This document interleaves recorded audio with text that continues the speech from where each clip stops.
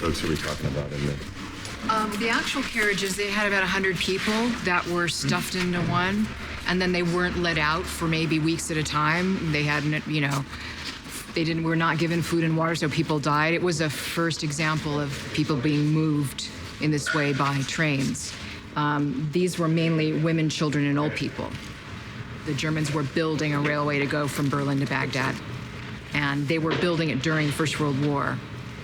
So they, of course, wanted arms to be moved from point A to point B to help them in their war effort, but the Turks wanted to use the railway for another purpose.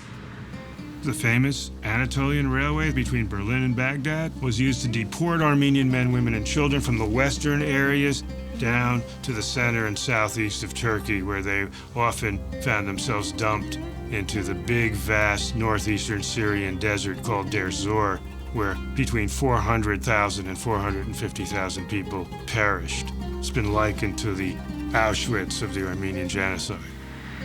What role did German officers play in this? The Germans were interested in British territory, the British Empire. They wanted Baghdad because it was a way to compete with Britain. And for them, it was a colonial war. Turkey was their mercenary. It was territory to be used and exploited. And it was a good deal. What they didn't know was that the Turks had another agenda, which was this sideshow of the Armenian massacres to get rid of this minority that was really very inconvenient, that they've been wanting to get rid of for a long time. And now was their chance under the cover of war. Exterior train carriage night.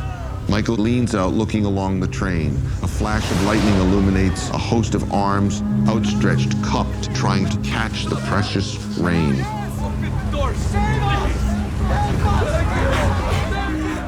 Michael finds a crack in the wooden wall, peers inside at the cattle car, jammed with Armenians, women, children, old men. Torrential rain is pouring down.